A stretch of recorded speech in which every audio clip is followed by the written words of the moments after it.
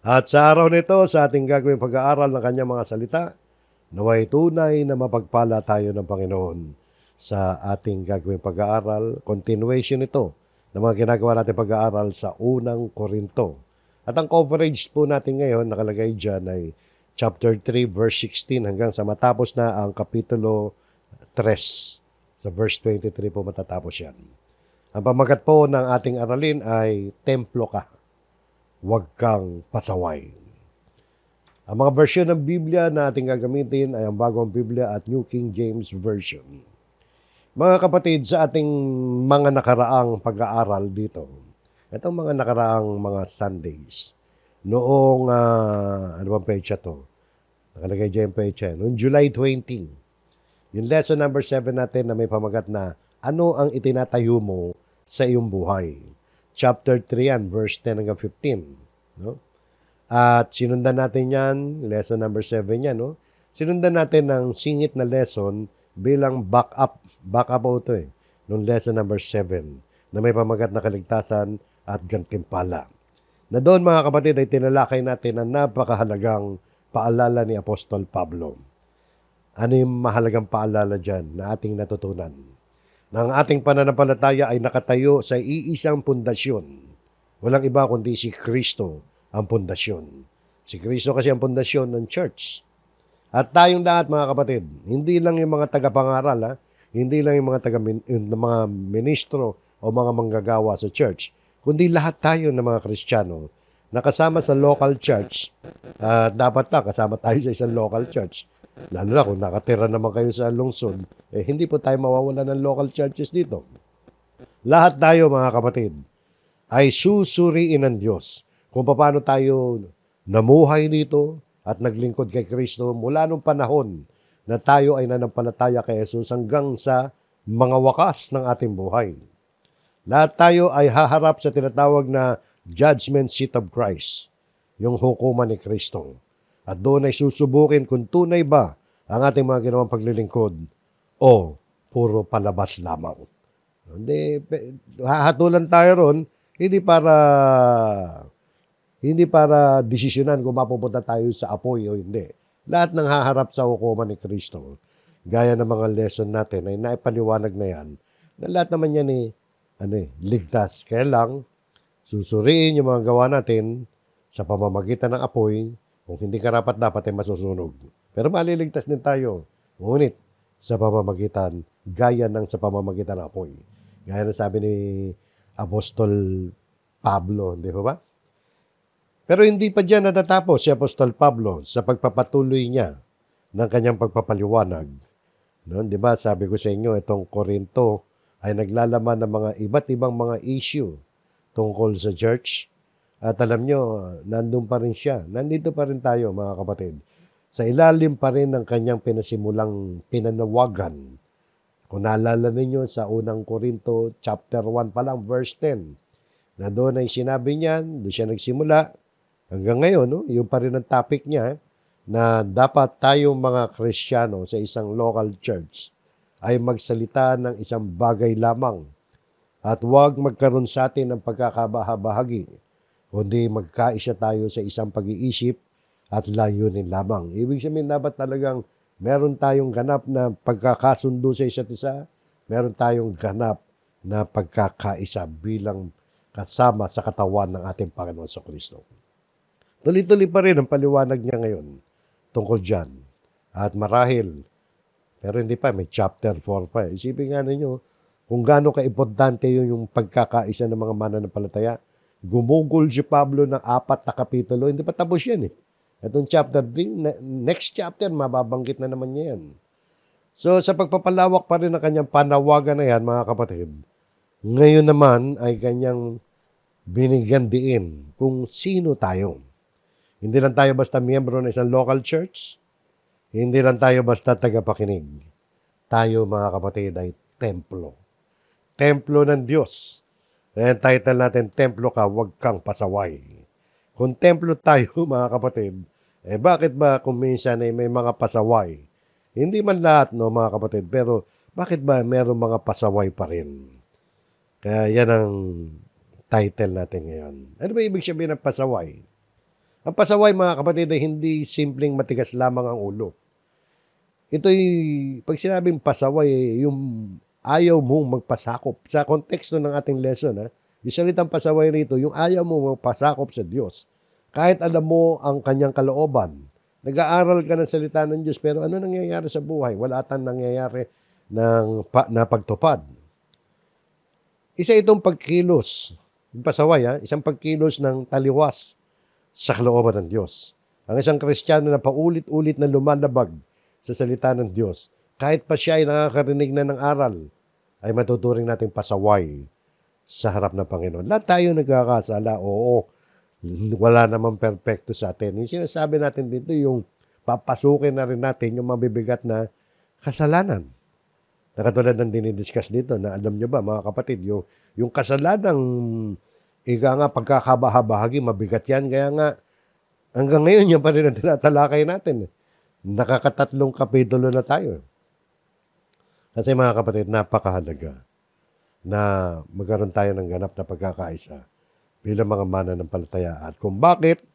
Dahil yan sa ating pagkakakilanlan, sa ating identity bilang kasama sa templo ng Diyos at templo mismo ng Diyos.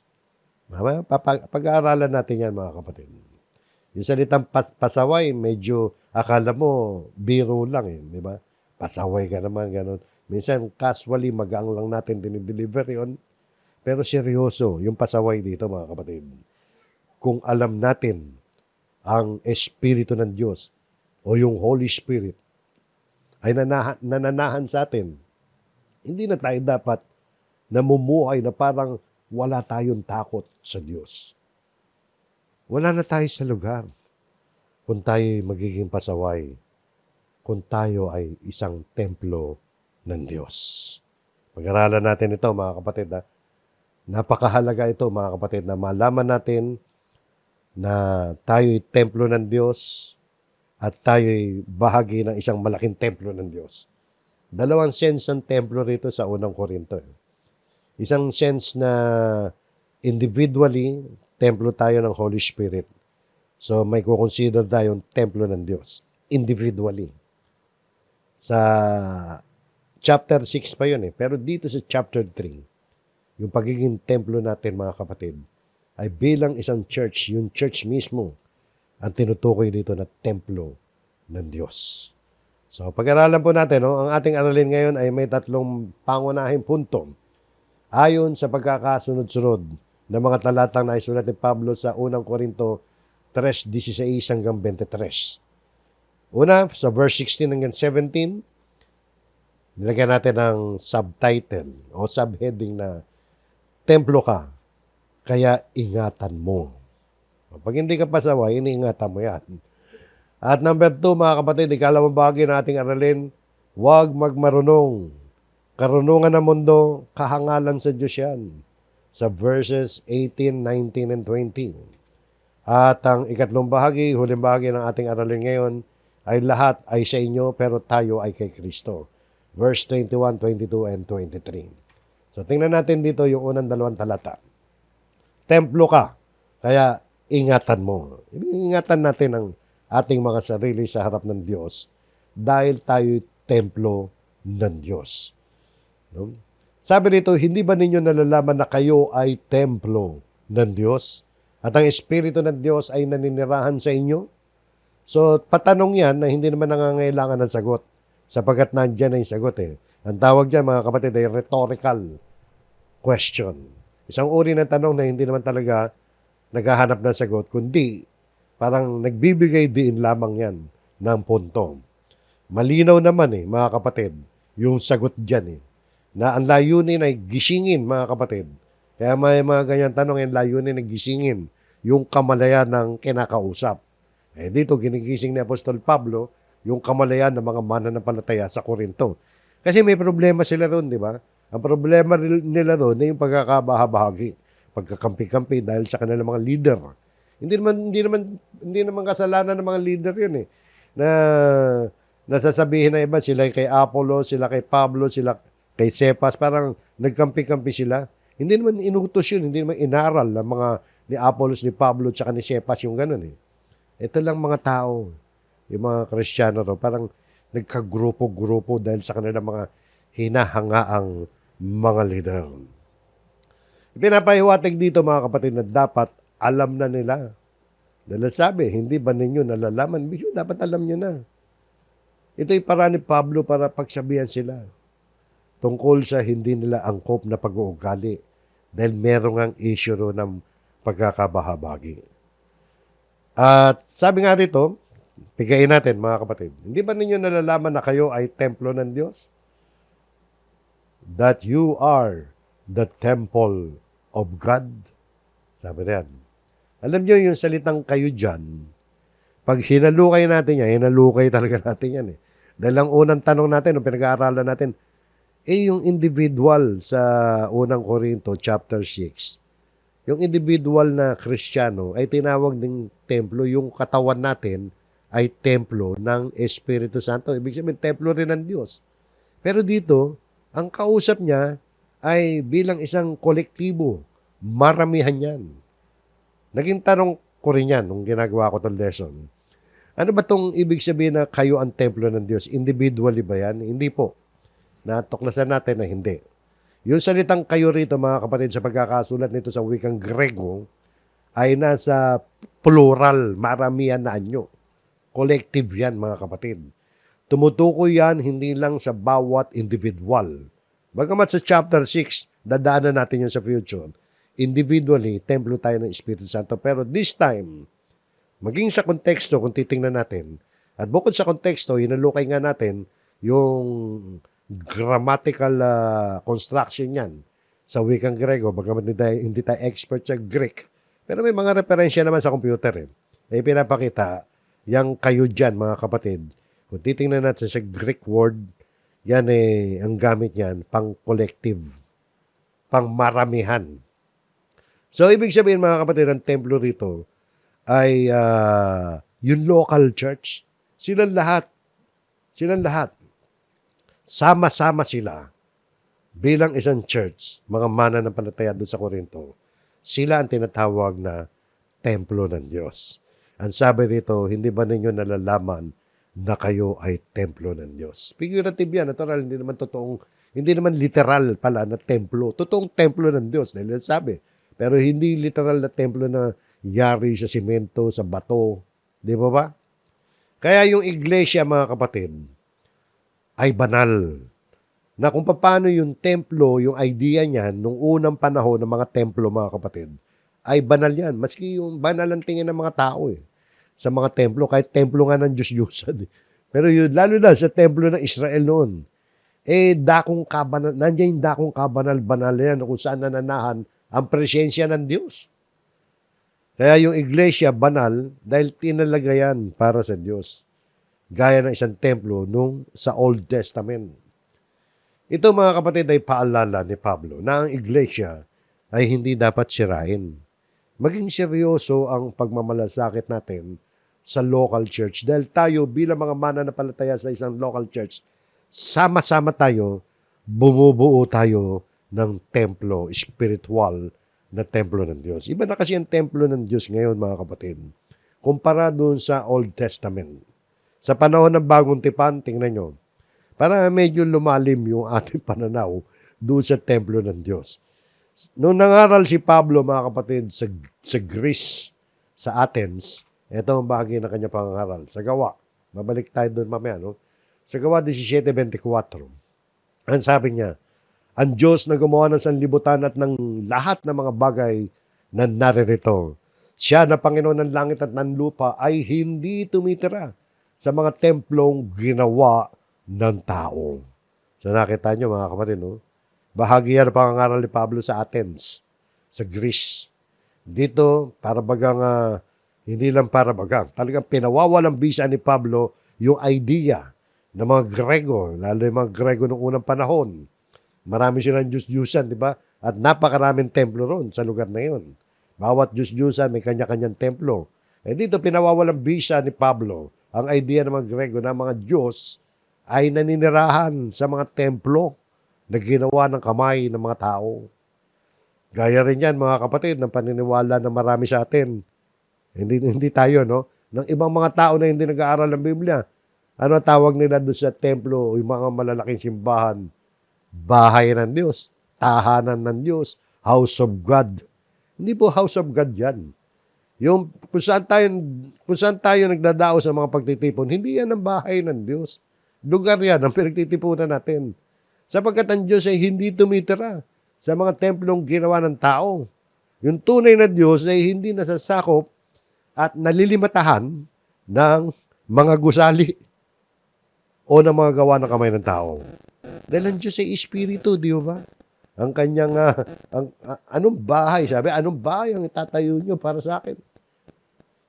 Sabi sa Old Testament, inulit-ulit sa New Testament yun. Ang lupa, ang aking tuntungan, ang upuan ko, luklukan ko sa langit. Paano tayo gagawa ng templo o bahay ng Diyos? So, hindi, di ba? So, yung mga kapatid, no, hindi tumitira sa mga templong ginawa ng tao. Kaya tayo mga Christian, ito na nga sabi sa atin ngayon. Hindi ba ninyo nalalaman na kayo mismo, bilang isang kolektibo, maramihan, na sama-sama, yan na nga yung church. Kaya yung local church, mga kapatid, templo ng Diyos yan. At ang sabi rito, at ang Espiritu ng Diyos ay naninirahan sa inyo. Espiritu ng Diyos. Tumutuko yan sa Holy Spirit. Wala pong pagtatalo dyan ng mga Bible scholars at ang iba't ibang mga sekta. Yung Espiritu ng Diyos, mga kapatid, nananahan daw doon sa church, doon sa mga mananampalataya. Dahil dito, mga kapatid, yung templo ng Diyos, bilang collective yan. Ha? Tandaan nyo, binabanggit ko palaging collective. Kasi popular na popular, at tama din naman yun. Yung nasa chapter 6, dadaanan naman natin sa future yun. Na individually, bawat isa sa atin, naninirahan ng Holy Spirit. Templo rin tayo ng Diyos. Pero this time, mga kapatid, pinag-uusapan ng church. Ang isang local church ng Corinto. So, ganun yan, mga kapatid. Naninirahan, ibig sabihin, hindi pansamantala yan. Tuloy-tuloy yan, nananahan sa church. Sa Bagong Tipan, mga kapatid, kapag yung Holy Spirit ay nasa atin, kapag nananatili sa atin yan, tanda yan, nakabilang ka nga sa Diyos, na nasa panig ka nga ng Diyos, sapagkat ang Holy Spirit ay nandun. Dahil dito, yung iglesia, mga kapatid, yung church, yung local church, ay banal na tahanan ng Diyos. Kaya dapat ingatan natin, pahalagahan, at panatilihin sa kabanalan.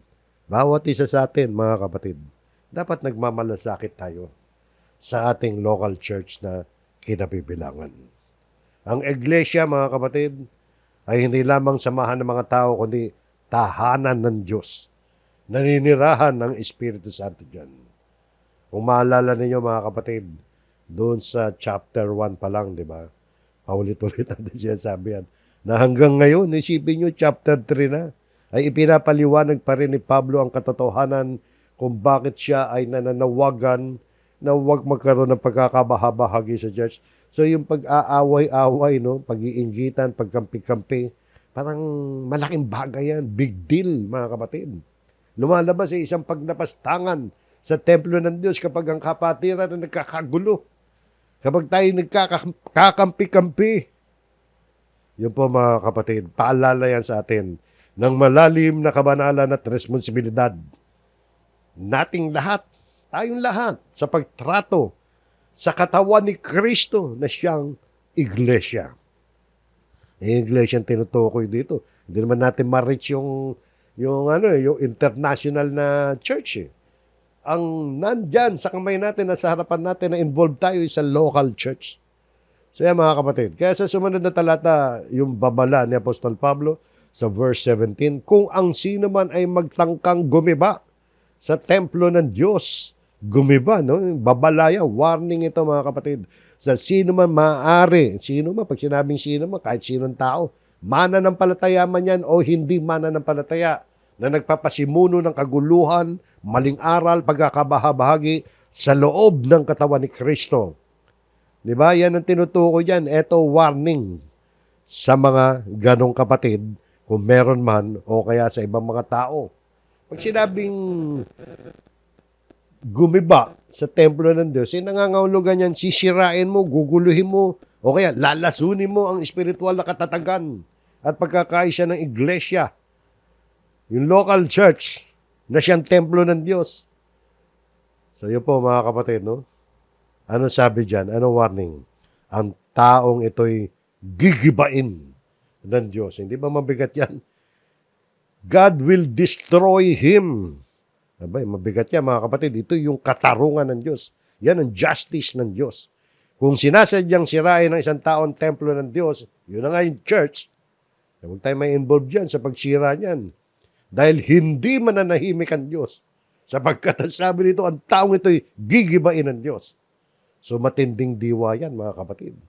Ito yung pag sinabing gigibain, pagwasak yan, pagkasira, na gagawin mismo ng Diyos bilang kanyang paghuhukom.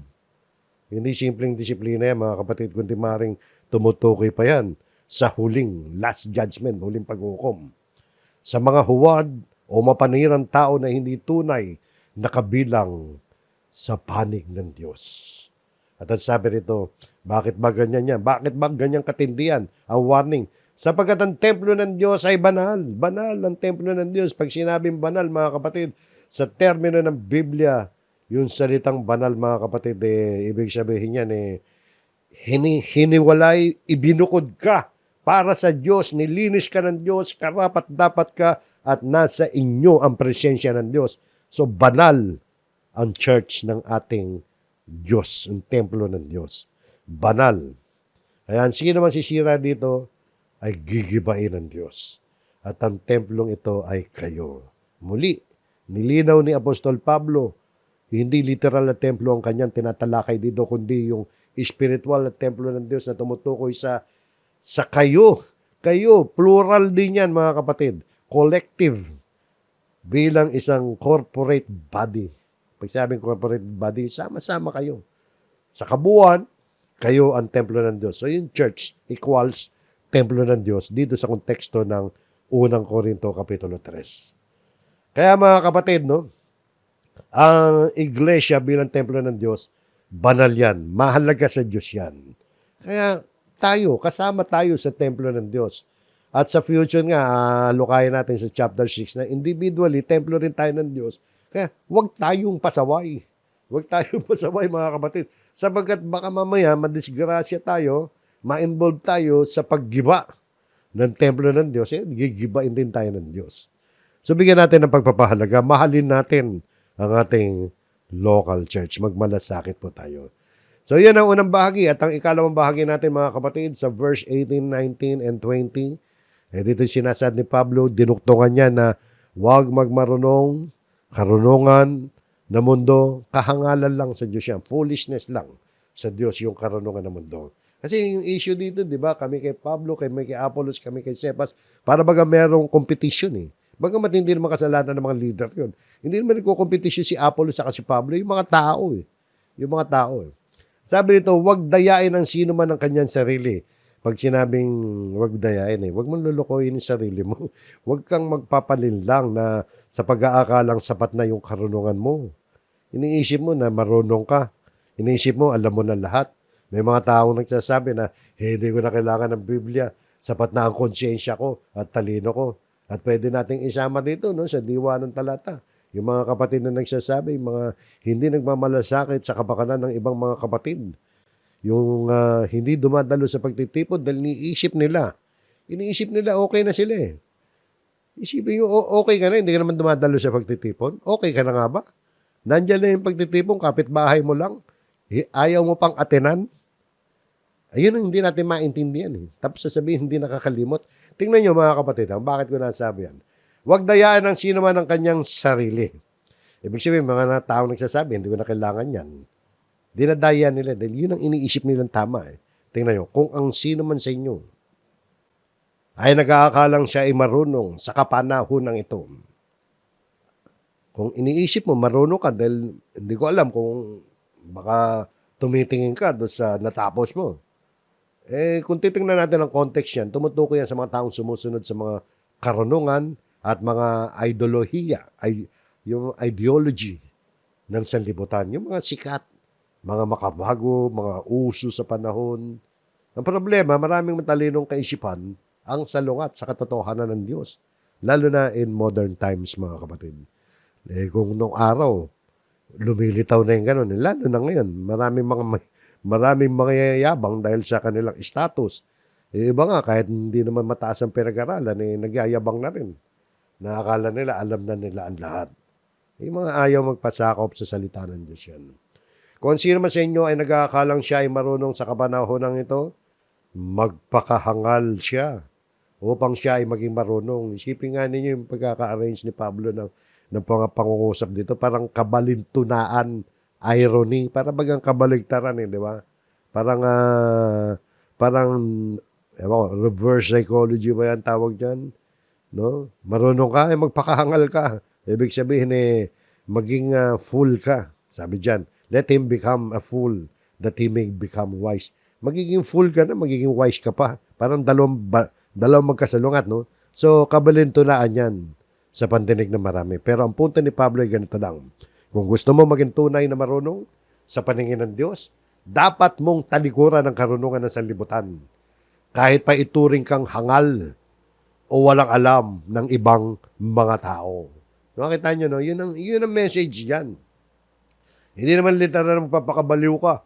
Di ba? Kasi ang tingin ng sanlibutan sa katotohanan ng Diyos, katulad halimbawa yung krus ni Kristo, ano ba tawag nila dyan? Foolishness.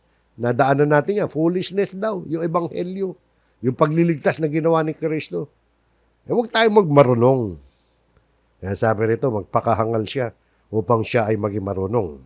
Ang taong nagpapasakop sa Biblia, sa salita ng Diyos, kahit tinatawanan o kinukutya ng iba ay mas marunong sa mata ng Diyos kaysa isang taong kinikilala ng mundo pero hindi naman sumusunod sa Diyos.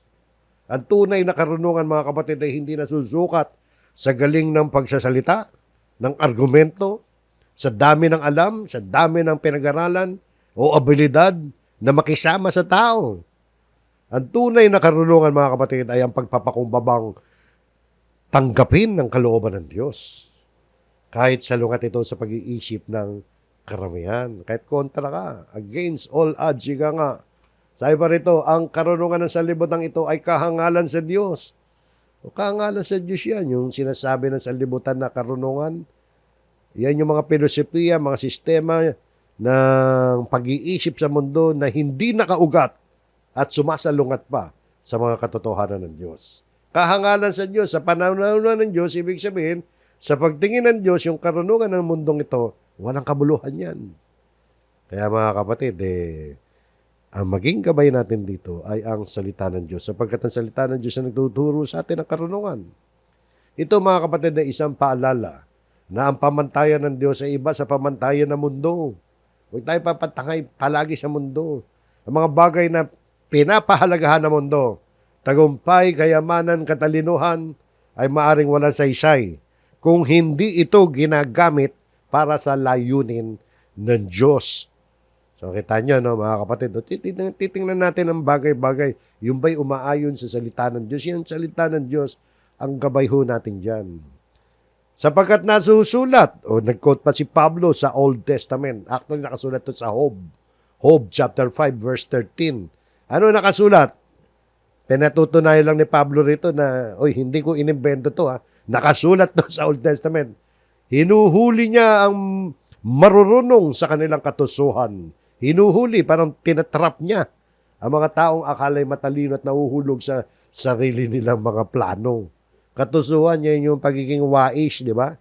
He catches the wise in their own craftiness.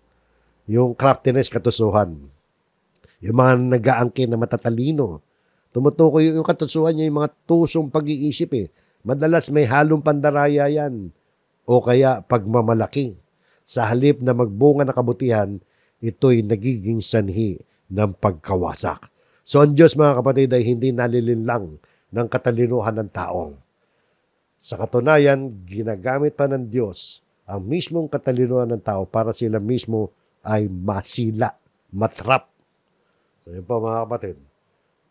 Sumunod na talata, verse 20. At muli, ibig sabihin pagpapatuloy ng argumento ni Apostol Pablo to. Ginamit niya yung salita muli para ipakita na inuulit lamang niya yung isang dati ng alam na pinagtibay na nung unang panahon pa, pinagtibay na idea na dati nang nabanggit na ang karurungan ng mundo ay hindi maasahan sa harapan ng Diyos. Dahil sabi, at muli, nalalaman ng Panginoon.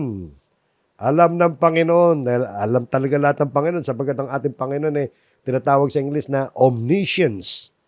God, isa sa mga katangian ng Diyos, yung omniscience. Ibig sabihin, alam niya ang lahat. Nalalaman ng Panginoon, hindi natin may kukubli ang ating karunungan sa Kanya, nalalaman, hindi lang yan, no? Ito matindi. Yung iniisip natin, yung motibo ng puso natin, yung pangangatwiran natin, yung mabigat, yung nilalaman ng puso natin, alam din ng Diyos yan. At dito ang sabi, nalalaman ng Panginoon na ang pangangatwiran ng marurunong, yung marurunong tinutukoy dito, yung mga nagdudulong-dulungan na nakakapit lamang sa mga filosofiya ng pansanlibutan na sumasalungat naman sa salita ng Diyos. Yung mga hindi naniniwala sa salita ng Diyos, mas pinangahawakan nila yung mga aklat na inimbento lamang ng mga tao na ang mga idea ay salungat sa salita ng Diyos. So yan po mga kapatid. Ang sabi rito na ang mga pangatwiran na marunong ay walang kabuluhan. Sa harap ng Diyos, yung karunungan ng mga tao, walang kalagayan kung ito'y hiwalay sa kanyang katotohanan. Kaya mga kapatid, hindi naman masama mag-aral.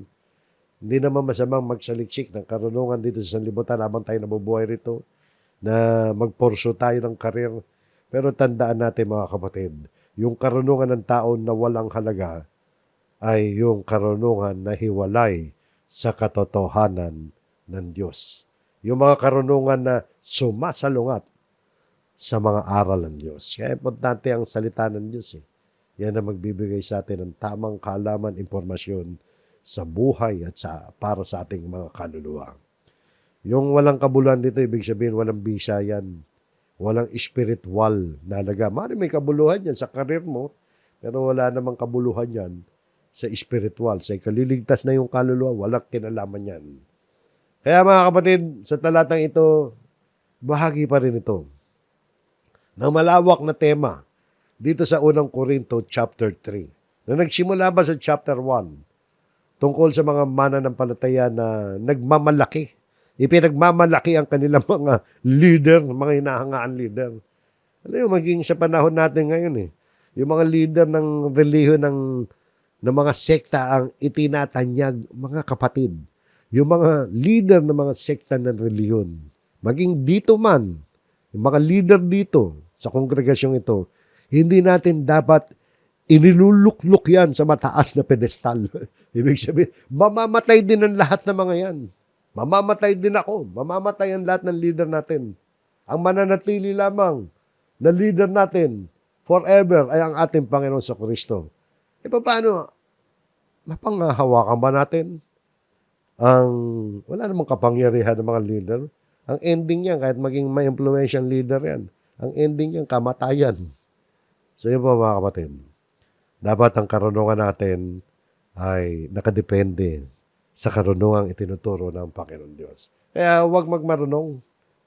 Dahil lalo na kung karunungan ng mundo ang pinangahawakan lamang natin, ay kahangalan lang sa Diyos yan.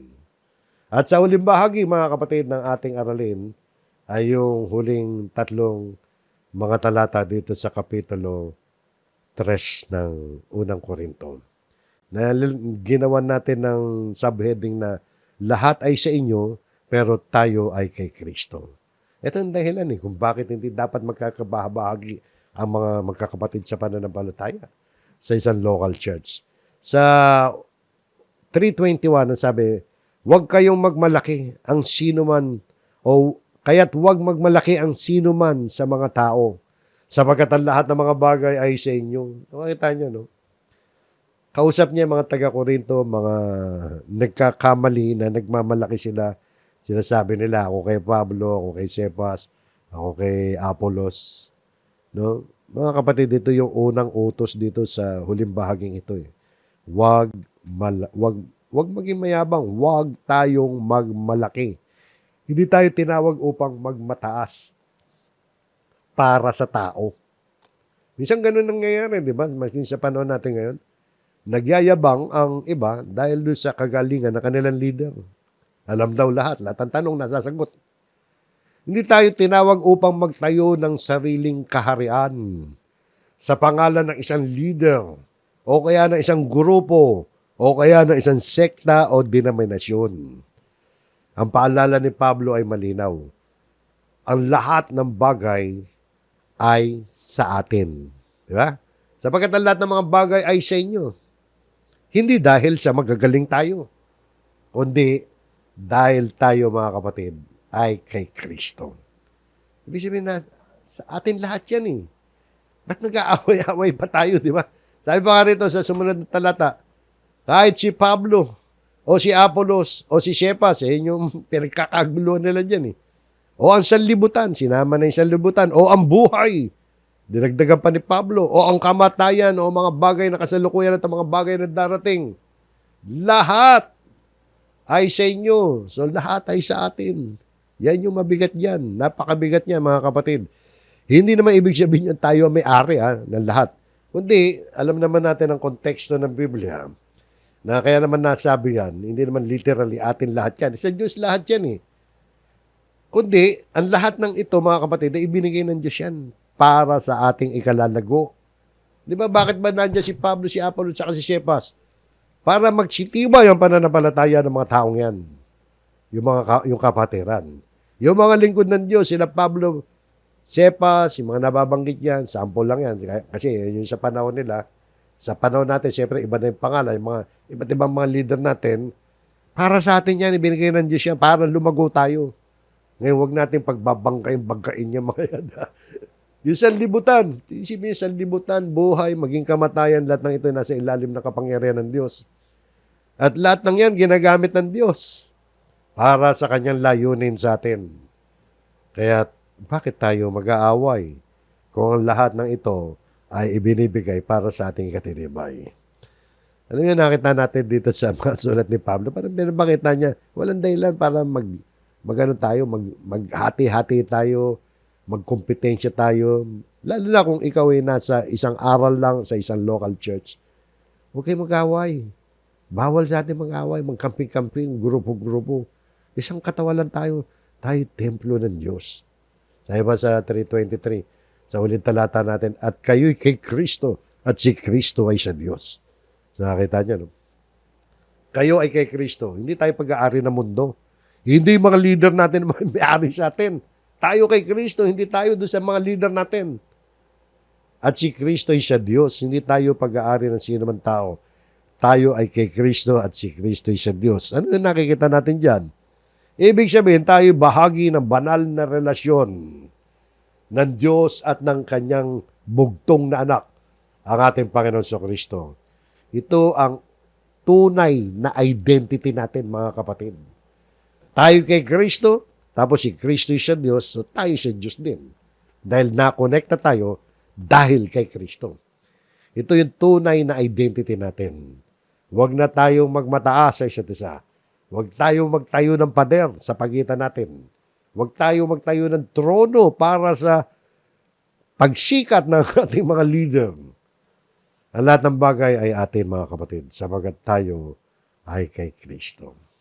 So yun po, mga kapatid, lahat ay sa inyo, pero tayo ay kay Kristo.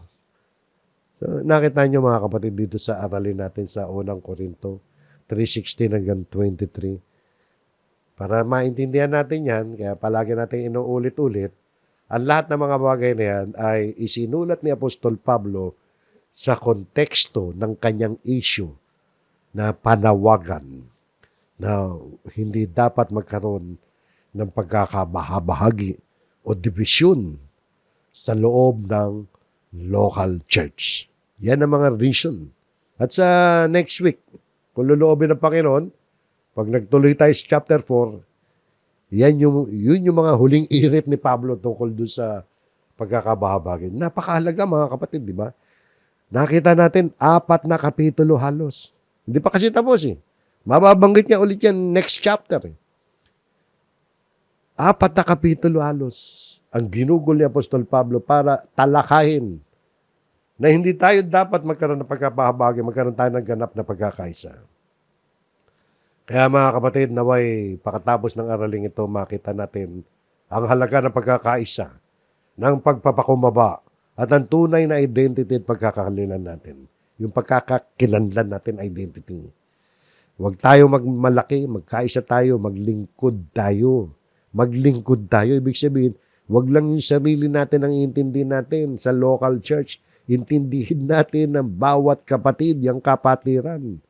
Tingnan natin kung paano tayo makatutulong upang sumigla ang mga kapatid. Huwag nating pababayaan ang ating mga pagtitipon. Dapat meron tayong pakialam, mga kapatid, sa kapatiran. Hindi po pwedeng solo flight ka lang, kapatid, sa iyong pagiging Kristiyano. Walang ganun sa Biblia. Maliban na lang siguro kung lumubog ang barko, nag-iisa ka sa gitna ng dagat. Di ba? Bilang isang kasama sa local church, tayo ay templo ng Diyos. Kaya huwag tayong pasaway, mga kapatid. Lahat tayo, mga kapatid, ay templo ng Panginoong Diyos. So po mga kapatid, hanggang dyan tayo natatapos. Naway makatulong ito sa atin para maging ganap yung unity natin bilang mga kasama sa kani-kanya nating mga local church. Pag malasakitan ninyo yung local church na kung saan kayo nakakilala, kung saan kayo dumadalo, pag may problema, pag-usapan yan, huwag yung may nakita kang problema. May problema dyan, aalis na lang ako. Lalo na kung ang problema, hindi naman aral. Kung ang problema ay ugali lang. Di ba dapat meron tayong pananagutan sa isa't isa na koreken. May nakita kang problema sa ugali, ayusin. Hindi, may nakita mo, nagkamali isang kapatid, layasan ko kayo. Sarili mo lang inintindi mo. Magkaroon tayo ng pagmamalasakitan sa isa't isa. Dahil tayong lahat kasama sa templo ng Diyos bilang isang local church. Maraming salamat sa inyo mga kapatid. Pagpalain tayo ng Panginoon, tayo po'y muling manalangin.